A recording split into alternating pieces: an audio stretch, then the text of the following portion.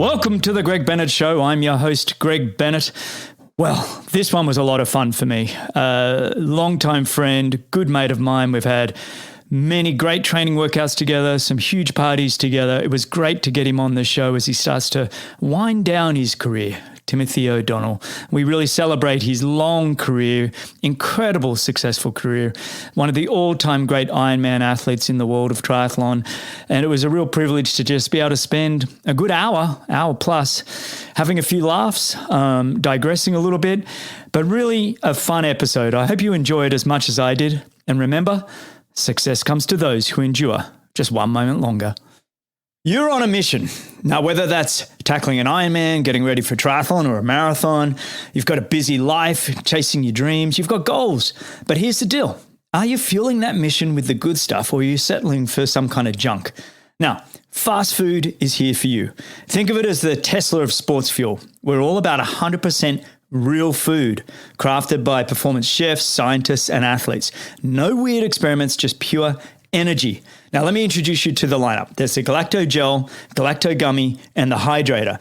These aren't just your average fuels. These are backed by our secret weapon, the Optimal Energy Release System, with glucose for that lightning quick power, galactose for that more sustained energy, and the fructose, which helps with the hydration. And guess what? Fast food is the brainchild of Adam Malonis, who was on episode 174 of the podcast. So go check it out. He's an Ironman triathlete and he's a culinary genius. He knows how to fuel a mission.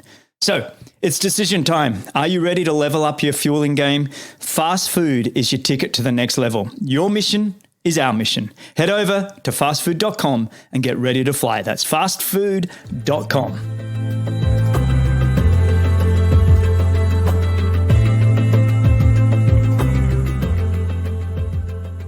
All right, today's guest, well, he's one of the best men I know. This guy, he's accomplished so much in the world of triathlon. It truly is remarkable. He's an Ironman machine. Plus, he's a guy that's won the ITU World Long Course Distance Championships, so don't forget that one. But the guy has been on the podium at Ironman Kona so many times and so many top 10s at the World Championships in Kona. It's unbelievable. Add to that all these wins at Ironmans and 70.3s, victories, just all around the world, mate. It's been absolutely an incredible career to watch. But even more recently, the last couple of years, coming back from a near fatal heart attack back in 2021, and known as the Widowmaker, that heart attack, and he came all the way back, qualified for Kona Ironman with a third in Boulder Ironman, and still ended up with a top 15 at the Kona Ironman World Championships after having a heart attack. I know that story is never going to get old. He's probably tired of talking about it, but I just think it's absolutely incredible. But beyond all of that, honestly, like I said, he's been a great mate of mine for many, many years. We've shared many laughs and probably even more bottles of wine between us. Had some legendary parties, both at my place and at his. So good mate. Awesome to have him back. Great husband and father, mate. So thanks for coming back on the Greg Bennett Show, Mr. Timothy O'Donnell. T.O., how are you, mate? Great to catch up with you. We were just joking that we had to get scheduled a podcast to catch up, but this is awesome. You know what's crazy is I think between work and family and just stuff, sometimes it's hard to just hit a pause button and catch up with a mate. So this is where the podcast works out pretty well. I'm like, hey, why don't we just record our chat? We can always edit out some of the stuff. So thanks for making it. It's brilliant. Now Laura asked what you do. I'm like, I sorry, it's for the podcast. I got to talk to T.O. See you later, Laura. You keep it quiet out there, please, because I'm talking to T.O. Okay. You got the kids for the next couple of hours. Oh, mate. Well, it has been a while. Last year on the show was actually just over a year ago. And you were getting ready for the Kona Ironman World Champs after, like I said in the intro, coming back from a heart attack and then seeing if you could get all the way back to the Ironman World Championships. And I actually didn't speak to you really post since that. And so we got a lot to catch up on this past year. For listeners, T.O. has been a regular on the show. He's one of my very first interviews. If you go all the way back, I think you're like episode 10 or something. Yeah. And then we did that really great in-person one in 2021. I still get so many people comment on that. Yeah, that was such a cool episode. Like, that was so good. Yeah. We were so awesome, Tio.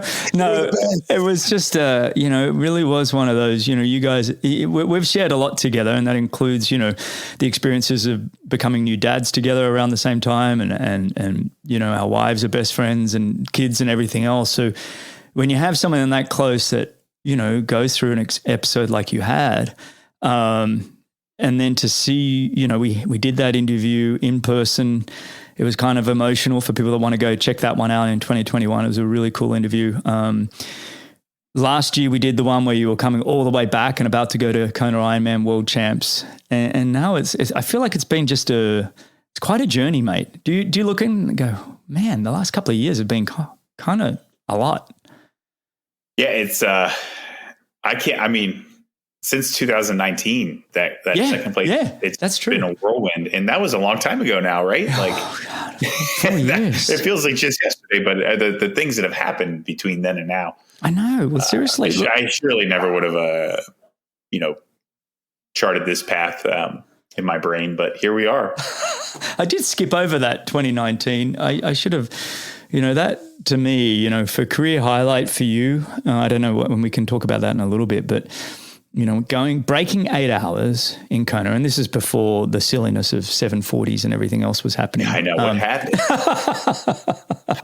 I was scratching my head, Greg. I know. Well, I think 2018 was the first year they went under, right? And that was Patrick Langer. Then Jan and you the next year with Jan's 752 or something and yours 758, 59? Yep, 59. And the fastest ever American, which is a big deal when you think of the dominance of Americans for, many, many years in Kona. And that was kind of a cool one for you to get, being an all-American boy, Navy boy and everything else. Yeah. I like that one.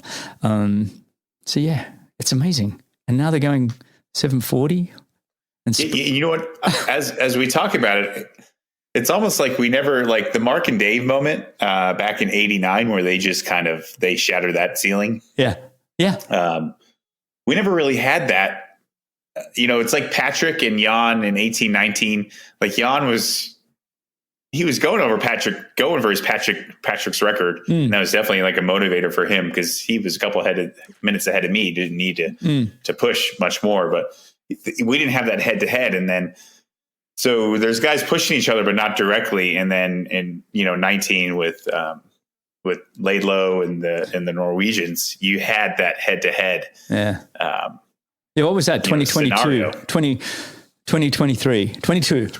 22. Yeah, sorry. Sorry. Yeah. Yep. 22. Yeah. So when you had those guys in 2022, I think that's really part of the catalyst for everybody going silly fast. It was silly fast. I had Sam Laidlow on the show last year, and we were talking about that. And I said, did you think you had it won kind of thing? He thought, well, yeah, maybe. But then he said, yeah, but then Gustav started running 320K pace, the final 10K. Yeah. I'm like, who's doing 320K pace, the final 10K in Kona, which is not the easiest of terrain or conditions. No.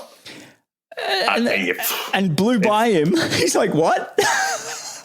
Yeah, I think Gustav was ready to run whenever he needed to run to win that race. Yeah, that was an outstanding performance. And then we look at this year, Sam Laidlow and what he was able to come and do. And I don't know if you watched it or if you were there, but that was dominance. That was absolute dominance. I've never seen the level of comfort he had on the bike for, not just being like destroying everybody on the bike and looking like he was out for a spin.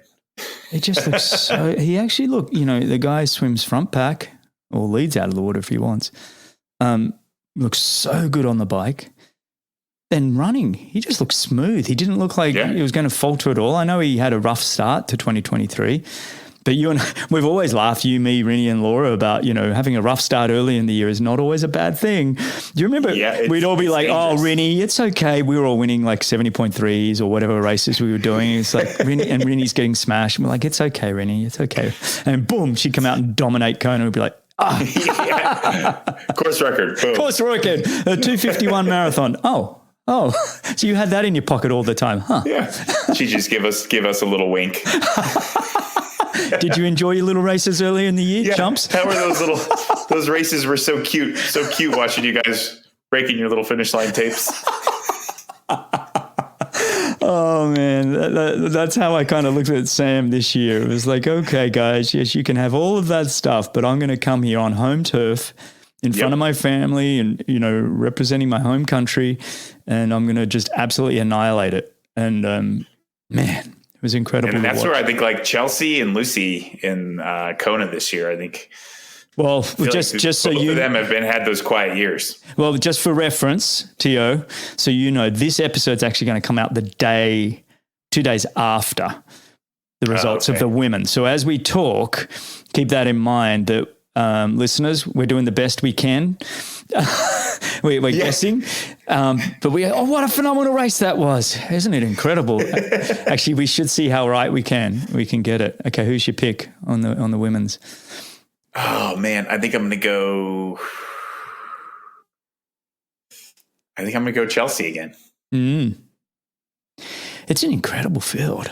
Yeah, actually there's 7. I was talking about this with Rennie. There's 7 legit contenders to win this race. Yeah. So I think it's going to be the most exciting women's race we've ever seen. I think you're up there. Look, honestly, I couldn't agree with you more. And I think the fact that this Kona, they're on their own, right? And I think it's great that we don't know who's going to win to bring more eyes to it. I don't, we've had the men's world championships and I want to make sure that the women's world champs get all the praise that it needs. And I think by having an event where we don't know what's going to happen, I think I don't know what Taylor Knibb, I mean, she's in Boulder there with you. Maybe you've spoken to her, but if she's just going there to test. We did have dinner. We had dinner with her the other night. Yeah. What'd she say?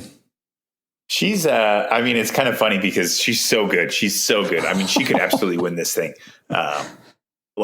She's so headstrong. Not only is she's incredibly physically talented, she's going to get out there and not she's just going to keep freaking charging. But I mean that with the lead in with her, it's ignorance is bliss, but Rennie and I were chatting with her and she's very much wanting hey, tell me, give me some. What do I do? What do I do? Yeah. And we're both kind of yeah, you got this. You're the type of athlete that's going to figure it out. And she's going to do it her own way as well. So I think she could help Lucy. Lucy, absolutely. I think Lucy's been on her own every time there.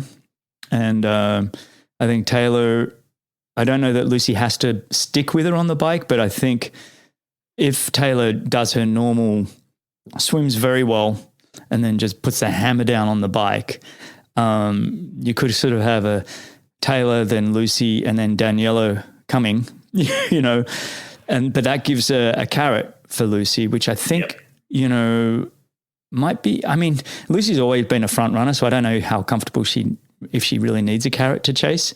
But I think it could be good for her. Yeah. Yeah. I think you never count out Daniela because, of course not. No way. No, probably the GOAT. Yeah. But it's going to be hard because Taylor has that advantage in the swim. And then I don't think anybody's going to ride stronger than Taylor. So, that's been Daniela's MO to win the race, right? Just to crush everybody on the bike. Yeah. And you have a big enough lead where it doesn't matter if they run low 250, they're not going to catch you. Yeah. I think you're right. That doesn't work with Taylor. Yeah. I like your pick of Chelsea, though. I think she's been a bit quiet this whole year. I think that's an interesting one if the runners can really, not to say that all of them can't run. They're all sub 3 hour marathoners. They're all running well. But I'd say Annie and Chelsea they have that one extra gear. It's like the names. Annie Hug, Chelsea Sodaro. How are we not, it's my goodness. And they've had Kat Matthews, Laura Phillip. Yes, Kat. I've got to get Kat on the show. Both of them are they're 100% in that conversation. Yeah, Laura Phillips and Kat Matthews are two that I kind of feel like we don't talk about enough. Obviously, we talk about Kat in terms of her coming back from her, incredible, accident. But actually, I've got to get her on the show. So, Kat, if you're listening to this, I'll reach out to you. But anyway, I think it's Sorry, mate. Little segue. I think it's, I'm excited to watch it, right? I watch it all unfold. I'm still a bit old school in the sense that, I don't know, I kind of wish all the men and women were still together. I agree.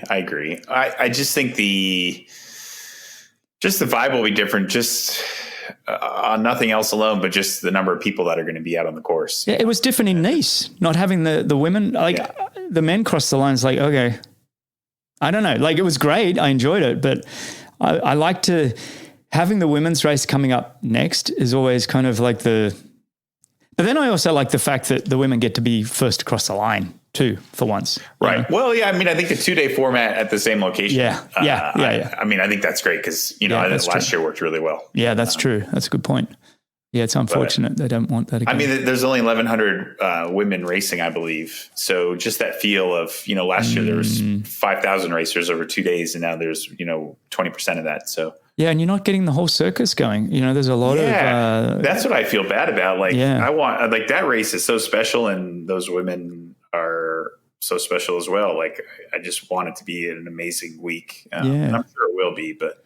Well, it's hard, but if you're a sponsor, and a lot of these companies, they invest a lot in Kona. It's expensive, housing, the booths and the athletes that you work with, and it's quite an output. And then now you got to go, we're going to do that at Nice and Kona.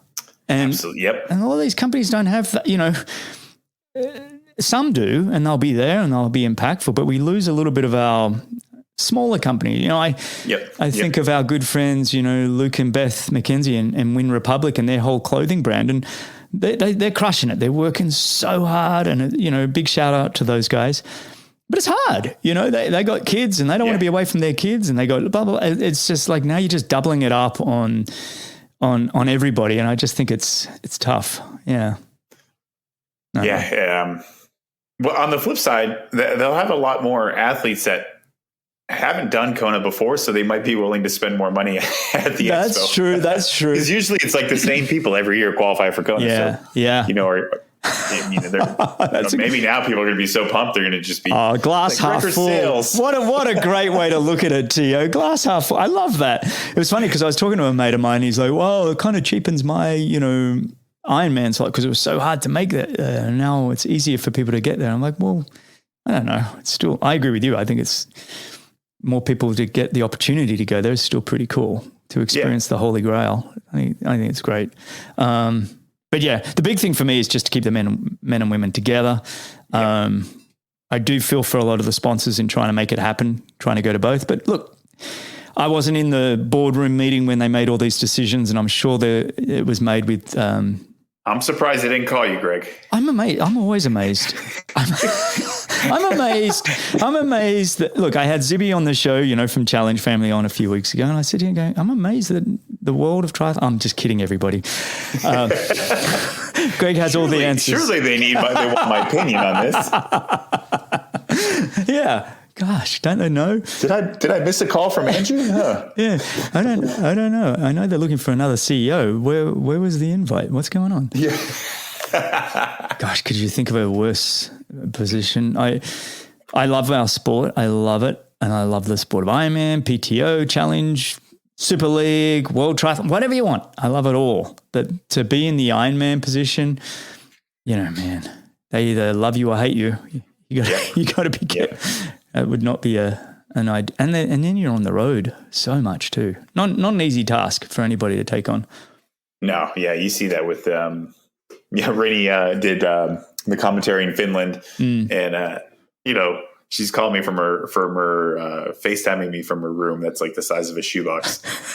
And I'm like, it's not so glamorous. The life of the support team around the event, it's not so glamorous. No, it's really, look, as athletes, we went around the world and you were very focused, right? You kind of turned up, you knew the course, you were figuring out your food, you're getting everything dialed in, you're doing your final preps. When you go there to commentate, I've done a few of them now, it is a bit like, okay, well, chat to a few athletes and do some homework. And it's just like, I don't want to be away from my family doing this now. I was going to do the commentary for the PTO. I had some meetings with Sam Renouf and long story short, they couldn't afford me. And that that is more in part my time with my family is worth a certain amount. Not that I'm so great at commentary, but it's more my time, right? A little bit of both. This soothing voice on the commentary on the other end. You know what though, to do that one, it was a career highlight for me to commentate in San Marino alongside Phil Liggett. Yep. You know, Phil, and we become mates. That's kind of a cool thing. Like Phil Liggett, I just love the guy. And anybody who's watched the Tour de France the last, he's been doing it 50 years, but yeah, to have him as a mate, to be able to commentate with him, even though our headsets didn't work, it was hilarious. We were almost cheek to cheek commentating. It was, and you loved it. I loved it. You sabotaged the equipment, didn't you? Let's get a little closer to old Phil. Oh, mate. Anyway, I feel like we've digressed. We totally have. I was actually thinking you sent me the whole little schedule, and I'm like, this was not on the sheet. Yes, I know. I do send all my guests a little bit of an idea of where we're going to go. But, mate, well, let's do this. Let's look at this past year, mate. You, what since last October, like I said, you raced Kona Ironman. You were 13th. Tell me about that. Yeah, that was. It's kind of funny. Yeah, I was 13th, still top American, and it was, I think, my second or third fastest time in Kona ever. Wow. What was it? What was your time there? I remember 8:02. Oh, geez. Yeah. Which is about the same as I went in 14. Not 14, 18. Yeah. But just a little idea of how the level jumped so drastically last year. But, it took a lot mentally to get to the start line, even more so physically coming back from the heart attack. And I really struggled in Des Moines to get that spot, and then started to have some arrhythmias and stuff after that race, and got really stressed out. And that's when I found the Clearly scan and was able to gain my confidence back to really know that everything inside the heart was looking good. But I tell you what, I know how to put myself in the front of that race, and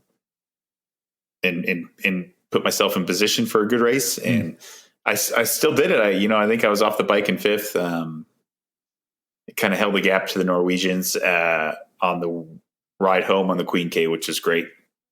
Didn't quite have the top end when they were punching it up to Javi. I remember actually Magnus and Christian kind of attacked, and it was Gustav, someone else, and then me. We got strung out. I got dropped from Gustav. I got back up to him going into an aid station on the climb to Javi. He looked back, saw me still there, attacked. And I'm like, you know what? I'm taking my water, and I can't see you later, youngster. See you later, young pup. Get caught up in whatever is happening up here. I'm going to be smart.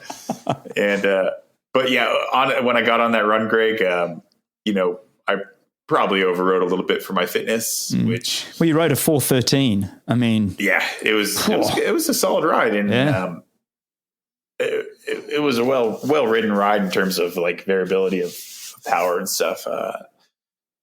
Honestly, it probably wasn't even fitness on the run. It was just, I was mentally, the toll of it all really started to show on the run. And that's where, about 8 or 9 miles, I was still kind of with Sebi and Magnus, and, in the mix, around 6th, 7th type position. Wow.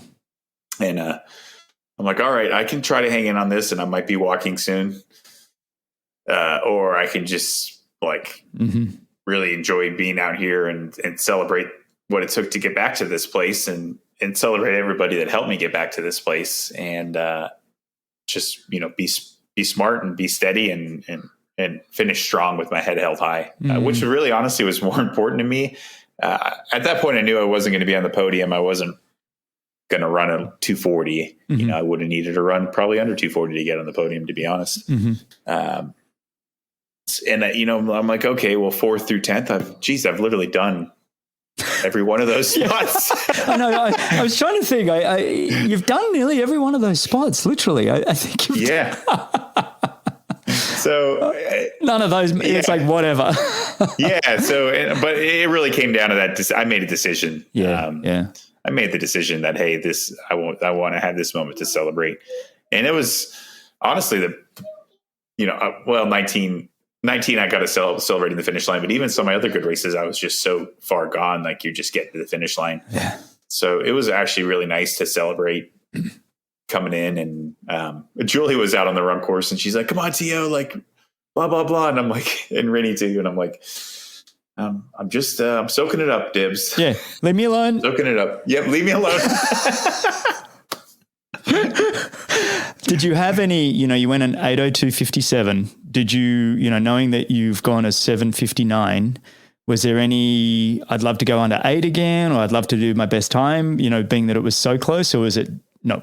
Yeah, I would have loved to have done that. Yeah. But, yes, whatever. And I think I could have, yeah. And hindsight, I'm like, oh, I could have, but I mean, the reality of it is like, it was like I was mentally toast out there. Yeah. It just, that I get it. willingness to just dig had gone into everything. It took me to come back to that point.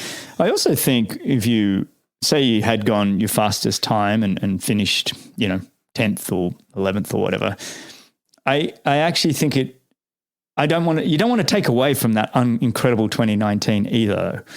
Like, I still love the fact that was your fastest time. It was up against arguably the GOAT. To your point, yep. you pushed him all the way, because even at this Ironman level, those kind of minutes, it's not much. Everybody knows that that's one tiny stomach cramp. And those 5 minutes go boom, like that. It's kind of, you kept him on the edge all the way to the end. For me, and we'll get into this in a sec, but, I look back at that performance and I love that it kind of just stands out. And then this one stands out on its own merit in the sense of, look, I made it back. I went an 8:02, an 8:02 in Kona, 13th, great result, top American, like you said. I just think it's got its own story. Like, you've got your own chapters written now. And I think it's kind of cool that you have that. Yeah. Yeah. And I kind of finished and I'm like, where are the other US guys? Come on, Yeah. Well, Matt wasn't far behind you, was he? Matt Hansen, he was. No, Matt wasn't far behind. Yeah. Julie actually did say that. She's like, well, Matt's right behind you. I'm like, okay, I'll make sure I stay in front of my boy. Yeah, don't let that guy get me. Come on. I love Matt. Did I just see? I think he's about to become a dad too. I think I saw. He is. Yeah. I think they're doing maybe March. Congrats, Matt. Super excited. He's going to be an awesome dad, by the way. Oh, yeah. He's an awesome guy. He's an awesome man. Super smart. And then, okay, so moving on from Kona then, was there any kind of like, I'll do another Ironman or anything? Or was that kind of, okay, I feel pretty, that was, like you said, mentally huge to get there. What was the mindset? Actually, I did after the race. I'm like, I think I could do that better. Yes. It's an athlete mentality, mate. Yeah, never satisfied. Not what Rennie wanted to hear at all. All right, you got the kids for the next year? Because. And part of me definitely wanted to do it again. But then quickly we heard about the switch to Nice, and that ended it right there. There was no part of me that wanted to learn a new Ironman World Championship at this point in my career. Yeah, I don't blame you. And then 2023 starts off with a pretty good knock, mate. Another win. Yeah, that honestly was my goal for the whole goal for the year. I'm like, I just want to win a race again. Yeah. Because it had been a bit of a dry spell. Okay. Yeah, it had been. Yeah. It's good. Well, I mean, 19 was a rough year before Kona. Yeah. Broken ribs. 2018 was the last time I see you winning a 70.3. Yeah, it was. Yeah. I broke my ribs at the beginning of 19, and then I broke my foot right before Kona. Oh, remember that. So I could barely keep it together. Luckily pulled out that great race. And then, freaking COVID comes along, and then hello, heart attack. And then heart attack. And then all of a sudden I'm 40, almost 43. Jeez, isn't that incredible? When you look at that, broken ribs, broken foot, COVID comes and hits everybody, then a heart attack.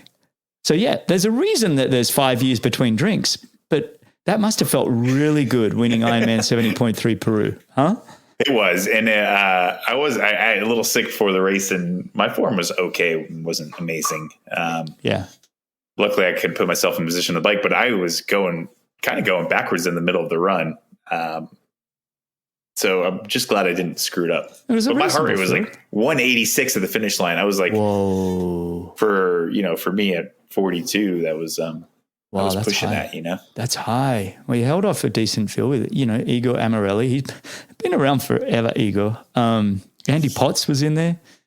Potsy, what's he now? He's late 40s, surely. He's going to be 46, maybe 47. Still crushing it.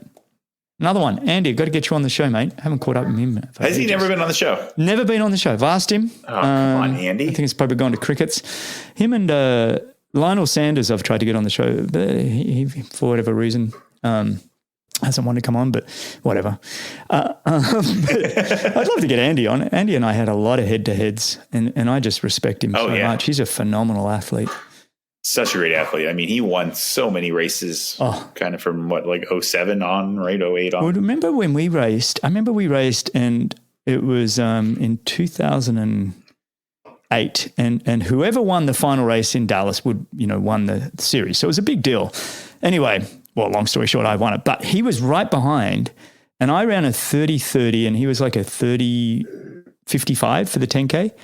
6 days later, he's racing his first Ironman Kona. And he finishes 8th, I think.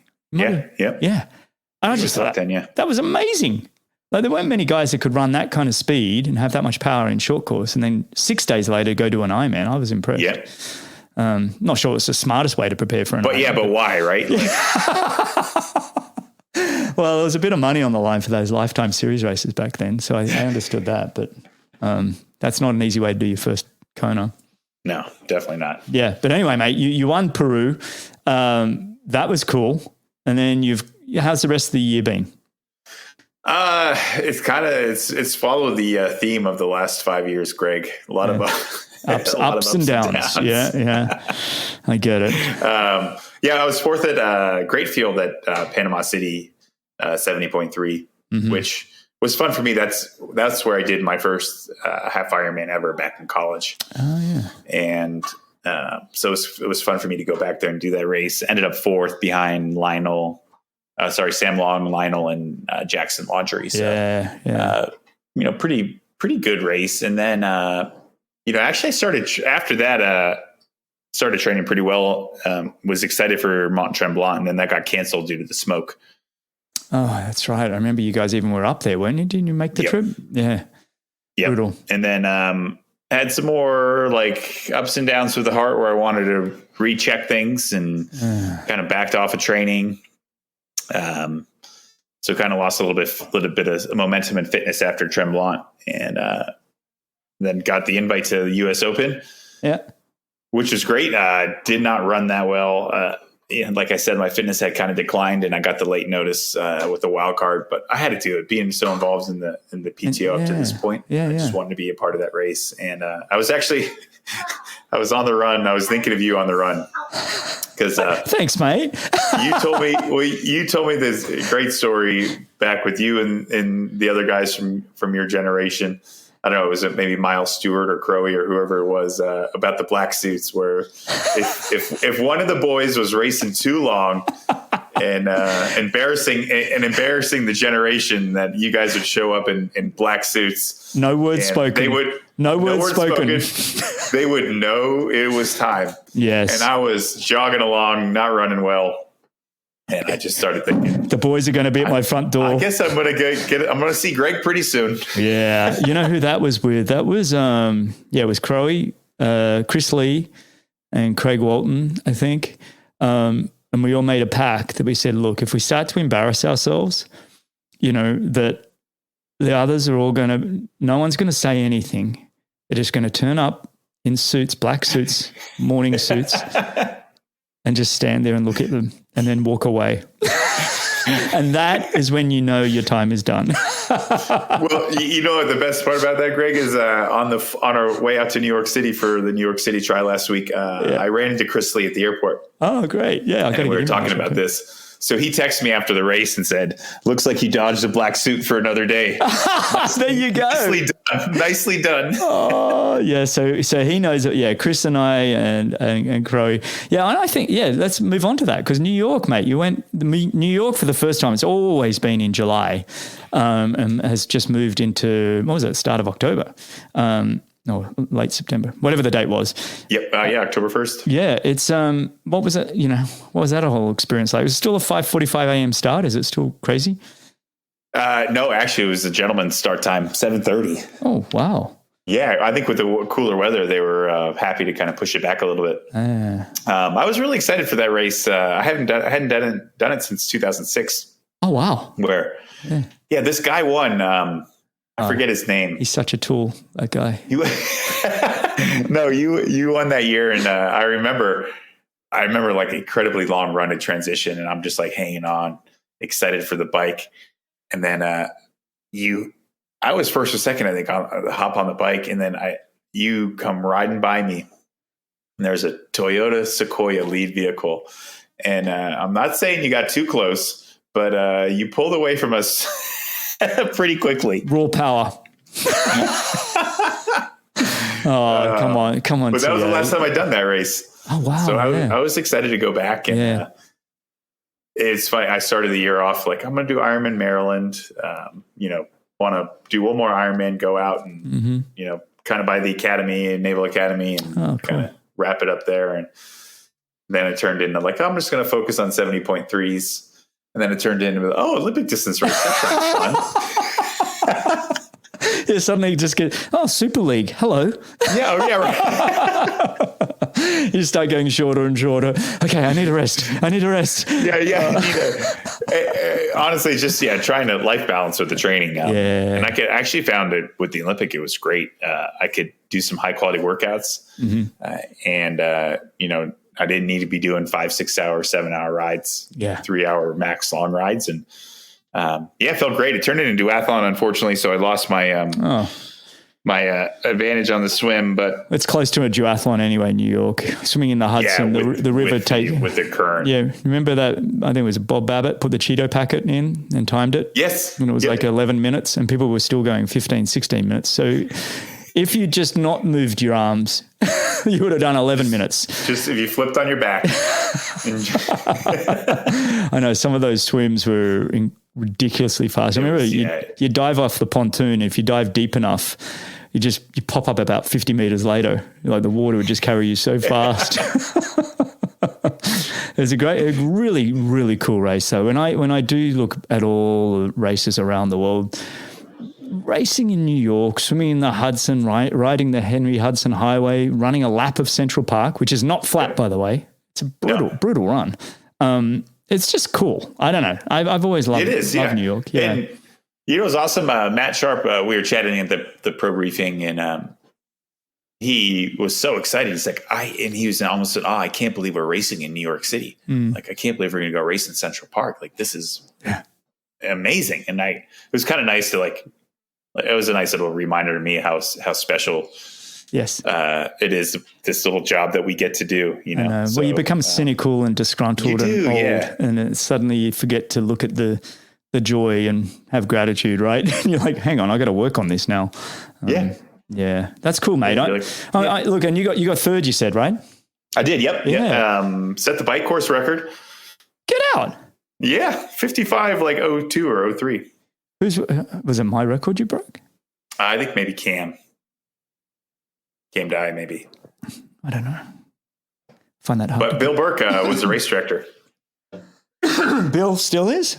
Still, he was still there. And he said the bike course hasn't changed since 2001. They probably put down new hot tar. Oh, man. I'm just teasing you. Super fast. I'm just teasing you. Congrats, mate.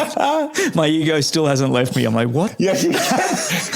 Bullshit. I did that. I literally assumed it was your bike course record too, by the way.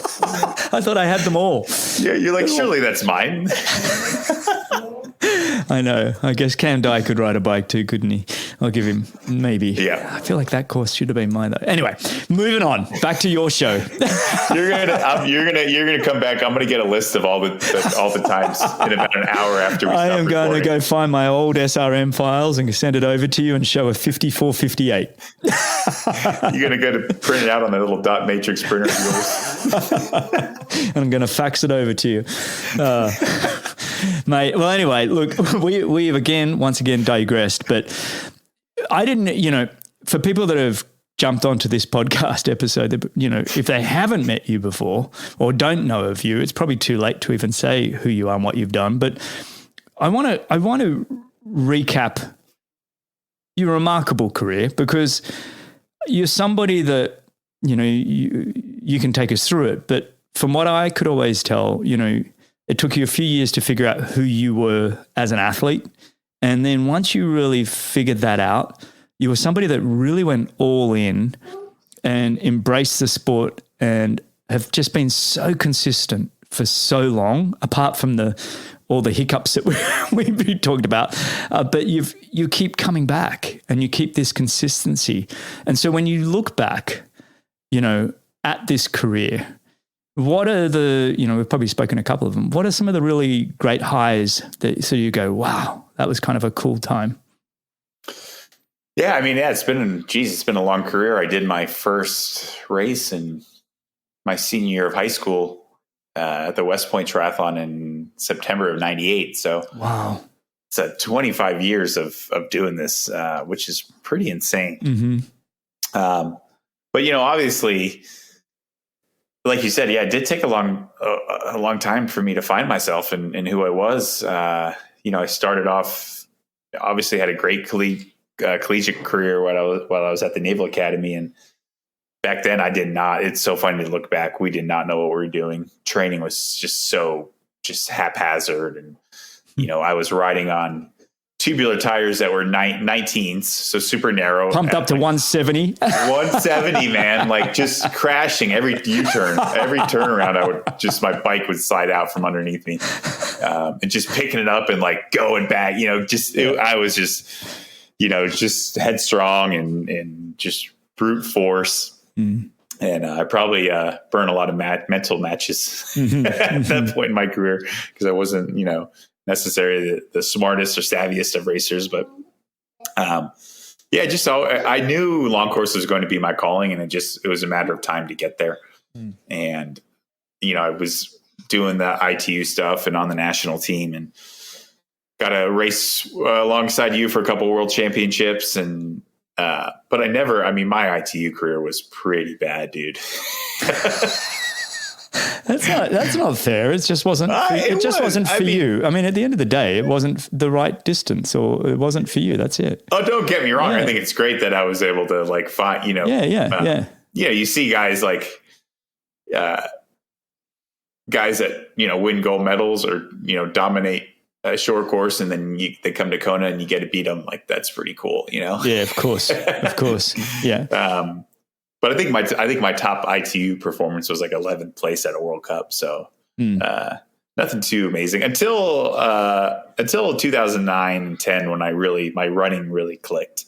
I started really to run well. What did you do there? Is there anything that you can kind of put that down to that got you running? So at that time I was kind of on the fence with ITU, or World Triathlon, I guess now, right? Mm-hmm. That's how old we are, man. It gets hard to keep up with all the changes, but go on. Yeah. So, I was on the fence. I started to win 70.3s in 2009. So, I wasn't traveling for ITU. I was just doing domestic stuff, but I did the Pan American Champs and the US Nationals, on the podium for both of those in 2009, and then on the podium again at US Nationals in 10. But yeah, so I was at a point where actually the way I was running, I think I could have been in contention for a spot on the U.S. Olympic team. Mm-hmm. But I knew I wasn't a medal contender. So I had this opportunity where, okay, you can go and try to make a career at long course, or you can chase the Olympic dream, maybe make the Olympic team to participate, and then shoot yourself in the foot in terms of career building. So I think I made the right choice to just fully commit to the long course at the end of 2010. 100%. Well, you'd already won the ITU long distance world champs, right? Yep. I mean, that was 09. 09. I mean, that had to give you a little bit of, hey, this is maybe my thing. And, you know, there were some decent names behind you in that race, by the way. I don't know if you've ever gone back and looked at the results, but there's, you know, Sylvain Sudry. He was amazing, French guy. Yeah, he was. And they really focused on that race too. The French. Oh, they always have. They own the world long course champs, the French. Yeah, that was like their thing. I don't know if they got paid just for that race or what. Yeah. No, it's amazing. They must have massive bonuses on it because they really, when they turn up, they turn up. But Martin Jensen, Jan Rahula, who was a, you know, podium at the 2000 Olympics, Leon Griffin, who was, there's some, Ben Hoffman was there. Hoff was in there too, was he? Hoff was there. Yeah. I mean, look, it's, and that was in Perth, I think, was it? Where was that? That was Perth. Yep. And I went right from Kona. I got to watch Rini get second place at her first Ironman World Championship. Oh, you guys had started to just date then, wasn't it, around that time? Yeah, we had officially started dating. We had been like going on dates, but we started going steady. What does official mean? After Kona. What does official mean when people say, oh, now it's official? How does it become official? I think it's just an understanding. Okay. You know? Yeah, all right. I'm always curious as to what that means. Yeah. Anyway, go on. Stop looking around. Eyes over here. All right. Digressing again. So I know. So that 20 minutes. That race to me was the one where it must have been, okay, this is for me, right? I mean, you went from that, you got a 12th at Ironman 70.3 World Champs in 2009. Not terrible, but enough to say, okay, not too bad. So actually, Greg, that oh man, 09. I was on fire 09. You were falling in love, mate. I was in Boulder, summertime in Boulder, like everybody was there. Just, it was amazing. But it was the year started off like, okay, I moved to Boulder, got out of the Navy. It was huge life changes, right? Mm-hmm. And Cliff and I were focused. Cliff English was my coach at the time, and I credit him honestly with everything I've done to this point. Because, you know, he took a guy that couldn't get in the top 10 in a World Cup to, you know, breaking Craig Alexander's course record at St. Croix 70.3 in May of 2009. Right. Just, you know, amazing coach, amazing friend. But we've been focusing on my running, and I did New Orleans 70.3 before I did St. Croix, and I was really excited. I'm like, okay, this is a year, like make or break, you know, like I got X number of dollars. I can make it a year or whatever in Boulder before I got to get a job. And I lost all my nutrition on the bike, had a horrible bike ride, lost a ton of time. And I had like we said earlier, you got to be glass half full. So kind of flipped the narrative and said, all right, you've been working on your run. Just run as fast as you can. And like, it doesn't matter where you end up in this race. Just run as fast as you can, see what happens. Well, I ended up having the fastest run time and ran myself onto the podium. And all of a sudden I'm like, oh man, maybe I can run. Maybe I can run. And that really started it all. And then, you know, that first big win in St. Croix in May of 09. But back to 70.3 Worlds, I got a penalty that year. It's the only penalty I've ever gotten in racing. Oh, you cheater. You cheater. But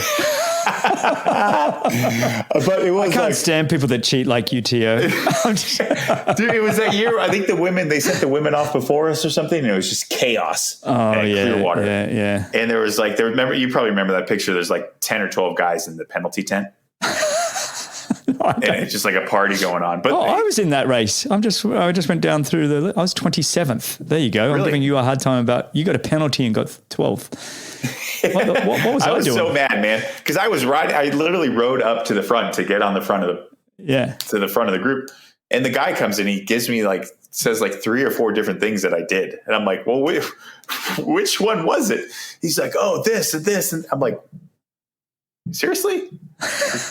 What were you doing? You were throwing rubbish, drafting, and what else were you drafting, doing? Slotting in, I guess. I don't know. Like blocking, throwing trash. were just havoc. I was just get him off the course. Get this guy off the course. Oh man. Yeah. But that's still, like you said, to be able to run up then even after penalties and stuff and still have a reasonable day. And then I look at 2010, you get second at ITU long distance behind Sylvain Sadri. And then you're on the podium at 70.3 Worlds once you decided to really commit to this distance. It's a pretty fast, once you decide, right? Once you decide, okay, I'm this kind of athlete, I know who I am and I'm going to work on it, the progression's then pretty quick. Yeah. I honestly think 9 and 10 were probably some of my best years of racing. Definitely the best. My run was, I was running the best in my career. But it was at a price too. I mean, the volume I was doing on running I was doing 90, 95 mile run weeks in January, February. Wow. Along with swimming and biking. And I think I was probably pretty close to being chronically overtrained or chronic fatigue, whatever you want to call it. Yeah. That's some big miles. 95 miles. My goodness. It's 100. My running wasn't very good, Greg. I had to work really hard. That's true. That's true. No, but still, you always had the engine, and it was just about you got to rebuild the chassis. Yeah. And so with that, you got to put the work in to rebuild a whole chassis, and you did that. And with like you said. But also, that was pure fitness, right? Like I was running fast off of fitness, and that doesn't translate so well for an Ironman. No, running off the bike, running off 180K and then running, 42K. So I almost had to relearn how to figure out my run, Yeah. When was your first Ironman? Was that 2011? 2011. Yep. And you got a second at Ironman Texas, wasn't it? Or yep. Second behind an Echo. Lanos. Yeah. Yeah, he was second at Kona too back in the day. Yeah, and I caught him. He and Chris Lieto gapped me on the bike by a couple minutes. I caught him at mile 18 or 19, and then he was such a savvy. He was a veteran at that time, and he just pulled away again the last 10K. Yeah. So, but still, not a bad debut at Ironman. I mean, it's pretty cool. Okay, so let's talk about some more. What else jumps out to you when you think career highlights? We've done some really great ones early on there. 2019 we've talked about with your second at Kona. Anything? What else jumps out when you go, wow? Obviously Kona was the focus, and I think I missed out. Winning my first Ironman in Brazil in 13 was amazing.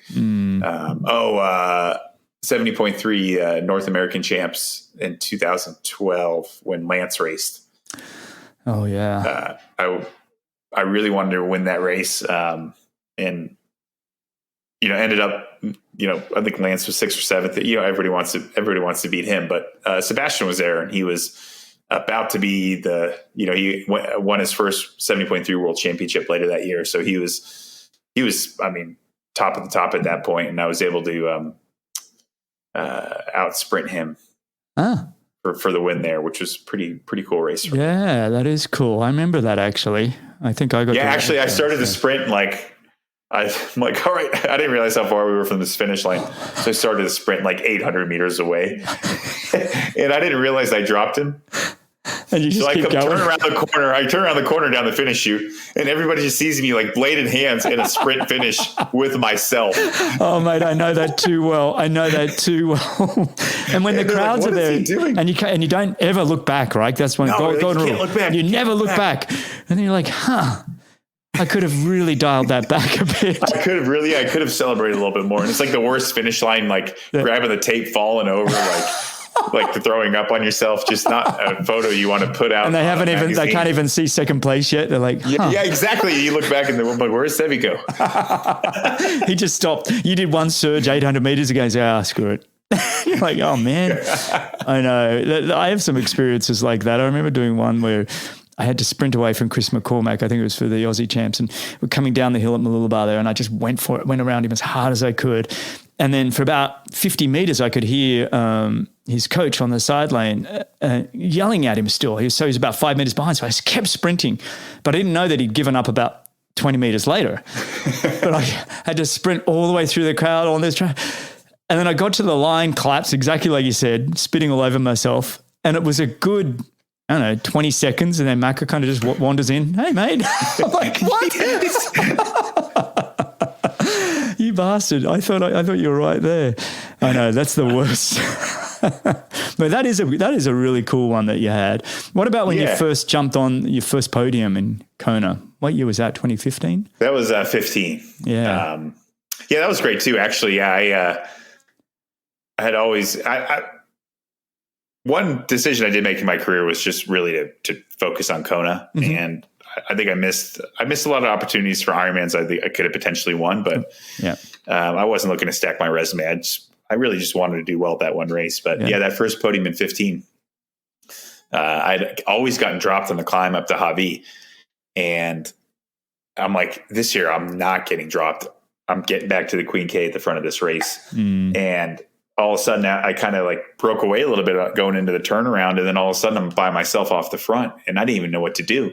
I'm like, I did not plan for this. I remember that. So that was pretty cool.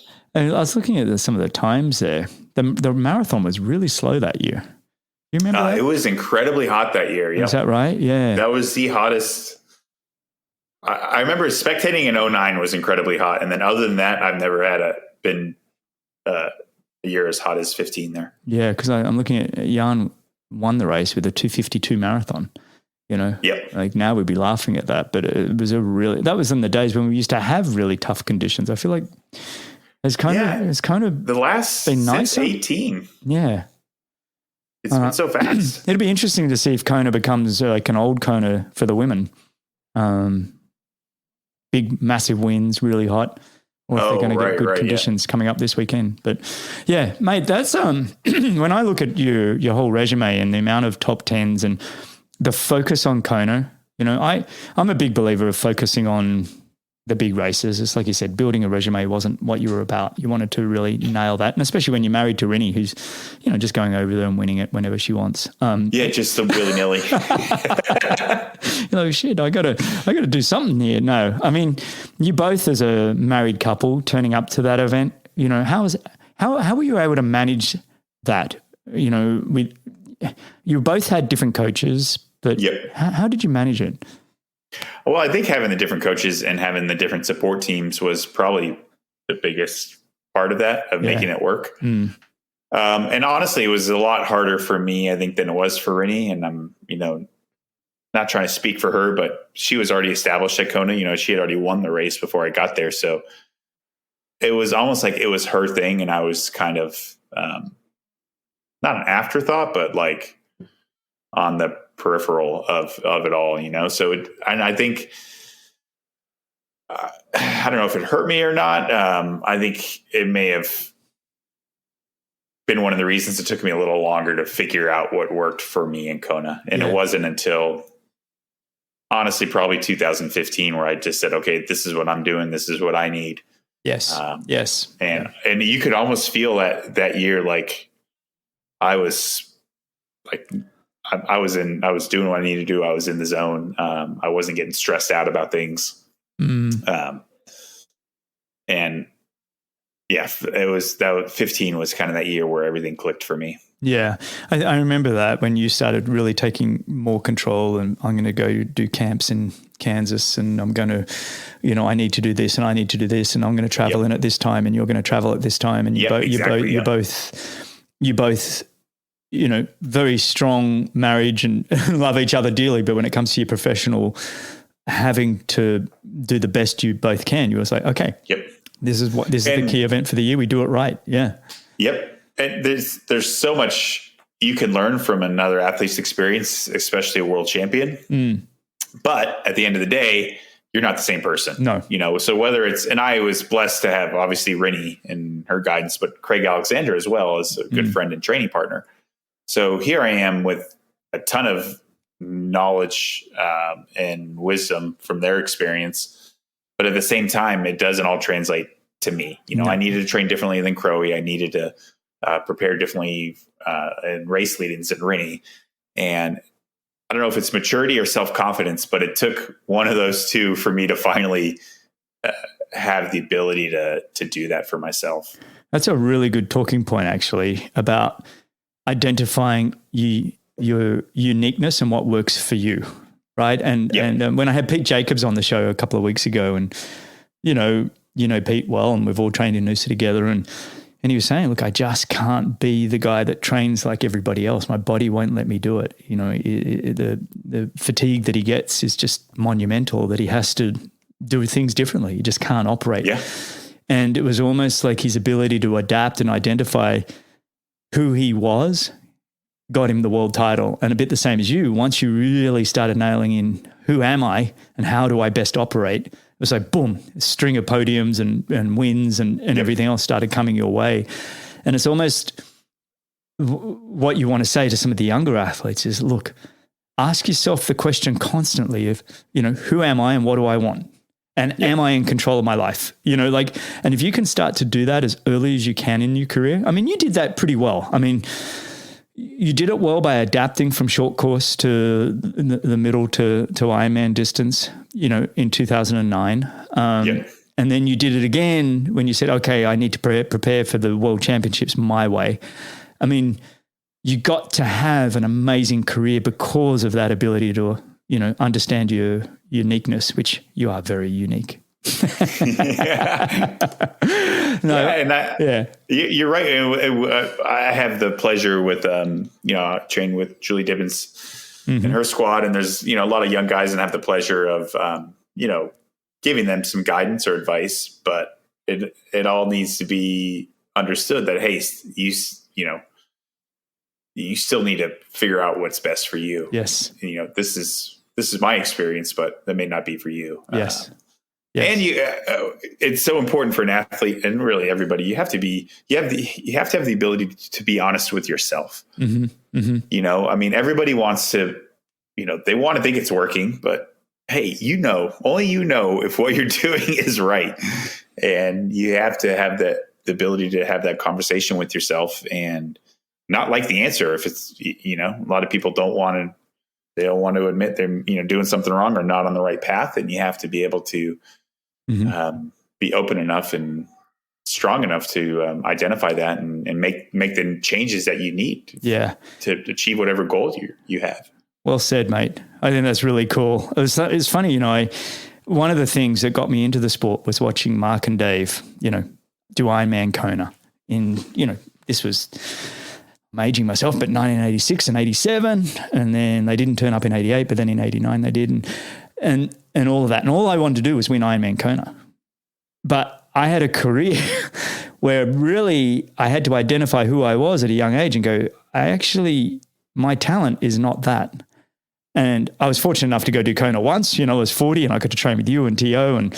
and had a horrible race, but it wasn't horrible in the sense of experience. I just remember going, this is so awesome. I'm on the Queen K, or this is like a childhood dream. And here I am. It's obviously not, it's not quite a nightmare, but it wasn't the dream that I'd maybe hoped for in terms of running down a Leahy Drive. But I got to have a really amazing career because I identified early that probably wasn't for me. And I wasn't going to spend 10 to 15 years chasing something that probably didn't align with me. So very cool. You got to be fishing in the right pond, right? Fishing in the right pond. Exactly. So what's next, mate? What do you got coming up? Tell me about your team that you and Rennie put out there, Team Salty Bears. I love the name. It actually works really well for you too. It makes me smile when I even say it, Team Salty Bears. I just love the logo. Yeah. The koala and the anchor and the My Navy background and a little bit of the yaws and Rennie,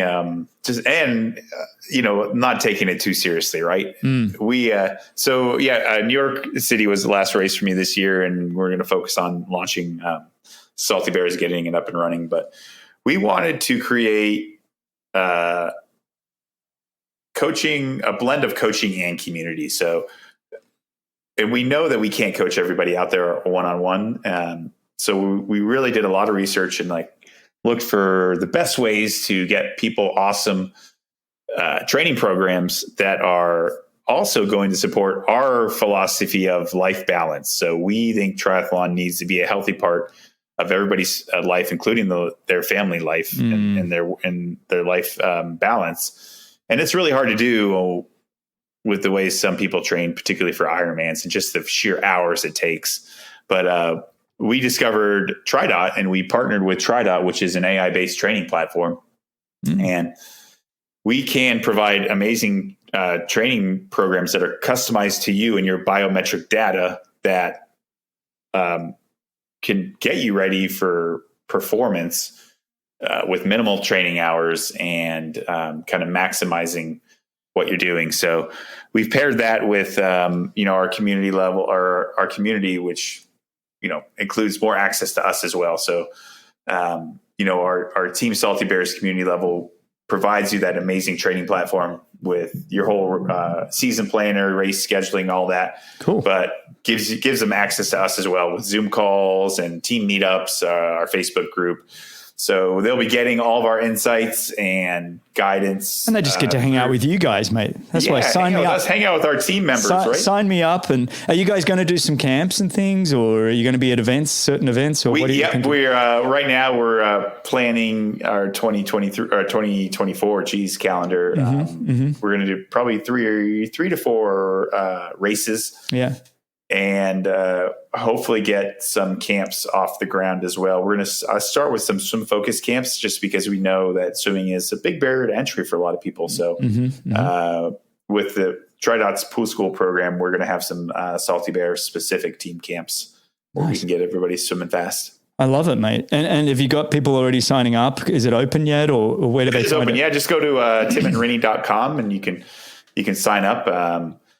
And with the team, with the community level program, you get all that coaching and access to the community and us and our team merchandise and discounts to our partners too, which is going to be huge. You get all that for $149 a month.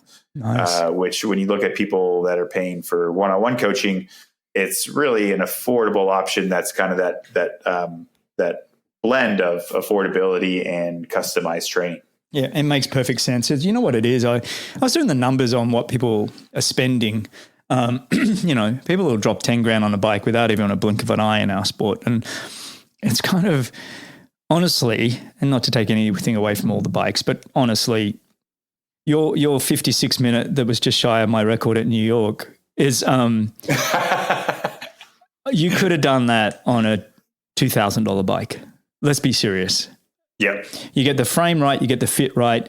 If you're riding Ultegra 105 or Durace, seriously, yes, it's a little bit lighter. Totally right. It's a little bit better, but please.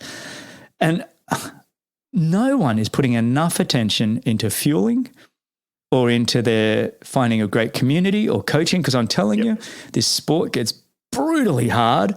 It's all right when you're really passionate and you're going and everything's good, but there's going to be times when you're like, this is tough, and you need to have people around you.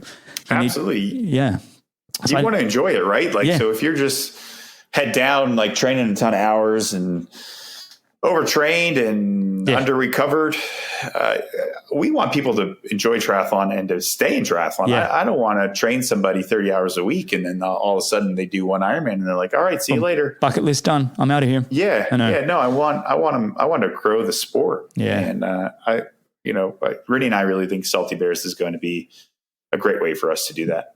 Oh, well, good on you. And I'm going to, I'll sign up. I just want the merch. Yeah, we got to get you a hat, by the way. Get you and Laura some hats. Yeah, we got to get back up the boulder. But mate, are you keeping fit right now, or are you taking a good break? I haven't trained since New York, but it's only been a couple of days. But are you, let me put you on the spot. Are you planning on racing in 2024, 25? What are you thinking? You're 43. Well, I'm 43. I've done.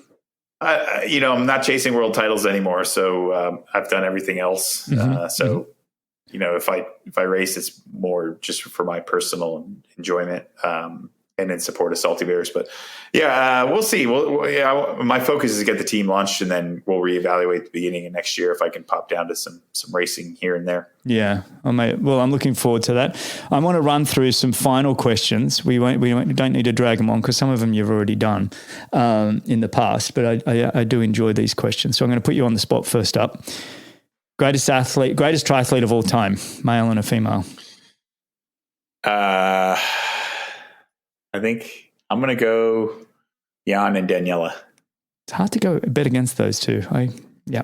I mean, Mark obviously in that discussion, but yeah, I agree with that. That's a very good call. But I mean, Jan won a gold medal in 2008, and then he won the Ironman World Championship in record-breaking fashion 11 years later, right? Like, that's pretty insane. No, and he's had a target on his back so many times, and he keeps turning up. It's amazing. And he's a good man, and I love the fact that it took him about 100 races before he won his first ever race, which happened to be the Olympic gold. I mean, people are like, oh, he's been amazing. No, the guy was not amazing for a good, several years before that. Yeah. Mate, so if you had to pick a greatest athlete from all sports, who would you pick? All sports. All sports. Probably Jordan. Yeah, he's always in that mix, isn't he? Jordan, Woods. For Americans, it's either Jordan or Woods. They're the two that you guys always pick. What about Brady? Americans would pick Brady as well. But I think Brady's phenomenal as a leader and to be able to turn up when the pressure mounts. I think it depends on how you want to break down what does greatest mean. Right? Yeah. I always like to throw Djokovic in this mix, mainly because I look at tennis as... One, it's mano a mano. It's like, it's brutal. You got to, I don't know, something about being in the ring, like they are. But then 4-hour matches, there's a real, endurance component. But there's speed and agility and athleticism is unbelievable. But then it's also the mind reset between every point, which is like golf. It's like this having to reset. Even if you've had a bad point, you need to go again. And you can be down love 40, break point. The guy's got match winning, and you can still come back. I don't know. I'm just throwing it out there. I did that this morning in the sauna. With those are all great options. I do think in some ways the team aspect, Michael Jordan just by himself, right? He's just going to win. But when you have a team, you also got to freaking make your team win too, right? So there's that added aspect of having to carry a team to some extent. I like it. Hey, really important question. These are opinions. The most extraordinary podcast host in the world. Who is it? Choose wisely. Oh man. I'm only saying that because you went on Rich Roll's show. I was going to say Rich Roll. Who is that guy again? He was no Greg Bennett. I know that. Oh, mate, that's awesome. I'm glad you went on his show, and people should go check it out. Rich has actually been on my show. He was in, Yeah, you actually connected us. Thank you, by the way. Yeah, of course. Rich has been a bit of a mentor for mine. When I started this show, he was a great mentor and told me a lot of things. Yep. Oh, yeah, he's a great person. Yeah, so I was very fortunate for him. All right, mate, should we finish with some rapid fire questions? Yep, let's do it. All right. Morning person or night owl? Night owl. Your go-to post-race snack or recovery meal? Milkshake. Yes. One country you haven't been to but want to go to? Ireland. You've never been to Ireland? I've never been to Ireland. Let's go together. Let's plan a trip. Yeah, I know. I haven't been to Ireland either. Yeah. One book everyone should read. Outlive, Peter Attia. It's a big one, but it's a good one. It's you're like, that's a little long. No. I've got it on a little shorter. I've got it on Audible, and I've listened to quite a bit of it, but it's one that I just keep coming back to chisel away. I like to come back. That's probably the right approach. Yeah. If not a triathlete, what other sport would you love to have been number one in the world in? Probably golf. Nice. Are you just thinking dollars right now, or are you actually? Yeah, golf? Totally. Yeah. Well, no one's hitting you. Like there's no one else like trying to run you over. Like defensive lineman, and you get paid pretty well. Favorite way to spend a day off?